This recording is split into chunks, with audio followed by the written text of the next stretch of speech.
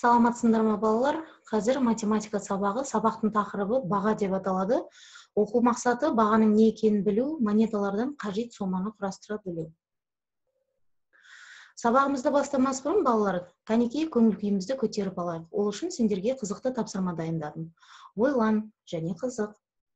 Үстелдің үстінде 3 кәмпит, 6 тәтті тоқаш, 5 алмұрт тұр. Ал енді сұрақты тыңда.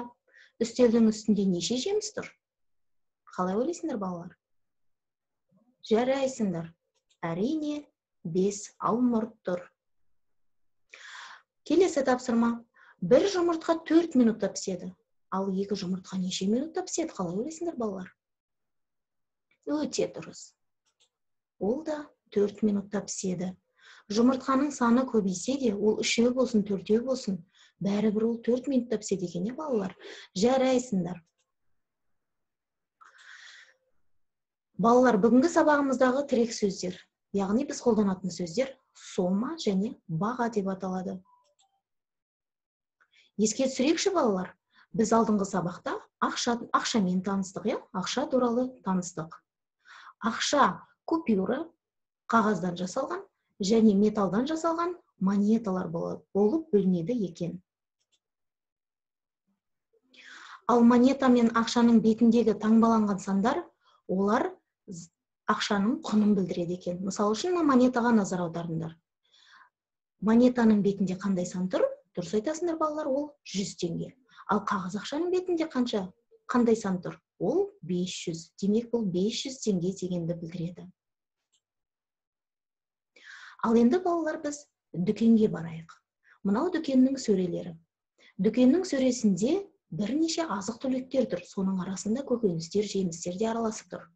Байқасаңдар, екінші қатардағы сөреде қарбыз бас жағында, ал аяқ жағында қызанақ, төменгі жағында лимонның бағалары бізге анық көрініп тұр.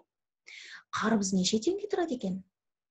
Дұрыс айтасыңдар, 200 теңге. Ал қызанақтың біреуі неше теңге тұрады екен?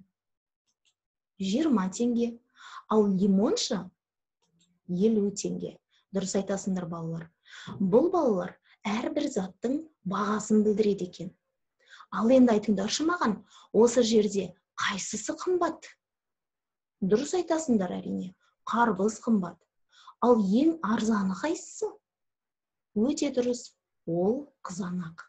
Демек балалар, заттардың бағасын салыстыруда қымбат және арзан деген сөздер қолданылады екен. Жарайсыңдар. Келесі тапсырмаға назар аударыңдар. Бізді үнемі сауат ашу мен математикада бірге жүрген Али есімді бала досының туған күніне доп сатып алып бермекші болыпты. Доптың бағасы неше теңге екен?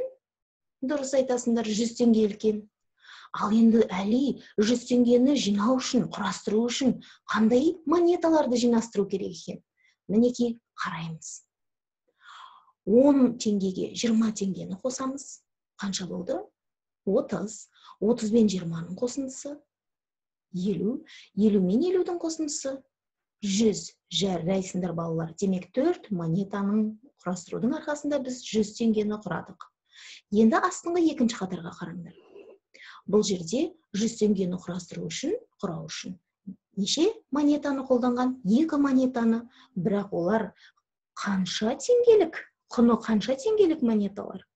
Олар 50 теңгелік. Демек 50 мен 50-дің қосындысы неше теңге болады екен? 100 теңге болады екен. Енді үшінші қатарға қараңдар. Құны 50 теңгелік монета және 20 теңгелік. Қосындысы қанша болады? Дұрыс айтасыңдар, 70 теңге. 70-ке тағы 20 теңгені қоссақ, 90 теңге. 90-ға 5 теңгені қоссақ, 95 теңге. 95-ке тағы да 5 теңгені қоссақ, 100 теңге болады екен. Жарайсыңдар балалар. Мінекей Әли досының туған күніне сатып алатын доптың ақшасын жинады. Келесі біздің тапсырмамыз балалар ойлан тап деп аталады. Мен санды 21 етіп дайындадым. Ал енді 21 болу үшін мұнда бірінші бағытқа қараңдар. 10 теңге мен 10 теңгенің қосындысы неше болады? 20. Ал енді 21 болу үшін қанша теңге жетіспейді мына жерде? Дұрыс айтасыңдар. 1 теңге жетіспейді. Ал мына жерде 10 теңге мен 1 теңгенің қосындысы қанша болады?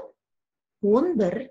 Ал енді 21 болу үшін 11-ге қанша теңге жетіспейді? Дұрыс айтасыңдар, 10 теңге жетіспейді. Үшіншісі, 1 теңге, 5 теңге, тағы да 5 теңге, тағы да 5 теңге. Қосындысы неше болды? 16 болды. Ал енді 16-ға қанша теңгені қоссақ 21 теңге шығады? Дұрыс айтасыңдар балалар, 5 теңгенің қосындысы. Біз қазір тағы да монеталарды құрастыру арқылы мәнін таптық. Жарайсыңдар балалар. Балалар, бүгінгі сабақты қорытуды мен сендерге өзіміздің сабақтарымызда қолданып жүрген дұрыс немесе бұрыс әдісі бойынша дайындадым. Бірінші сұрақты қоямын, сендер дұрыс не бұрыс деп жауап бересіңдер. Бастадық. Бірінші сұрақ. Монета қағаздан жасалады. Дұрыс па, бұрыс па? Қане тексереміз. Жарайсыңдар. Бұрыс. Өйткені монета неден жасалатын еді? Дұрыс, металдан жасалады. Екінші сұрақ. Қағаз ағаштан жасалады. Дұрыс па, бұрыс па? Қане тексереміз. Дұрыс. Үшінші сұрақ. Баға заттың қанша тұратынын көрсетеді. Дұрыс па, бұрыс па? Ал тексереміз. Дұрыс, балалар. Баға деген ол әрбір заттың қанша тұратынын көрсетеді екен. Соңғы сұрақ. Есептеуді сауат ашу пәні үйретеді дейді. Дұрыс па? Қане тексереміз. Бұрыс дейді. Есептеуді бізге қай пән үйретеді? Математика. Жарайсыңдар балалар. Балалар, қазір осы бейнероликті көріп болғаннан кейін дәптерлеріңді ашып, мына жұмысты орындауға кірісеміз. Бірінші дәптерге 8 сәуір дейміз. Бірінші және үшінші тапсырманы орындаймыз. Бірінші тапсырмада мәнін жазамыз. Өлшем бірлікті жазуды ұмытпаймыз. Өлшем бірлік теңге. Екіншісінде теңдеуді шешеміз. 2 теңдеу берілді. Балалар, бірінші теңдеуде қай компонент белгісіз? Кәне, ойланайықшы. Дұрыс айтасыңдар. Бірінші қосылғыш. Ал екінші теңдеуде қай компонент белгісіз? Азайтқыш. Жарайсыңдар. Балалар, айта кетейін, сендер мына бірінші тапсырманы қатесіз орындасаңдар, 2 балл жинайсыңдар. Ал екінші теңдеудің екеуінде дұрыс шешсеңдер, 4-4-тен 8 балл жинайсыңдар. Ал енді үшінші есепті мәтінді оқып, түсініп, сызбасын құрып, маған шешуін және жауабын дұрыс жазып берсем, үшінші тапсырманың өзінен 4 балл жинайсыңдар. Сонда есептейікші. Бірінші есепте 2 балл, екінші есепте 8 балл, қанша болады? 10 балл. Ал үшінші тапсырмада 4 балл. Жалпы сен 14 балл жинасаң, 5 деген бағаға лайықты орындағаның болады. Балалар, бүгінгі сабақта сен өзіңді қалай сезіндің? Жаман ба? Жаман емес пе? Ақырындап па? Жоқ әлде жақсы ма? Жоқ әлде өте жақсы ма? Мен ойлаймын, дәл қазір сендер 2 саусақты да көрсетіп, өте жақсы дегенді көрсетіп тұрсыңдар. Жарайсыңдар балалар, классрумда кездескенше.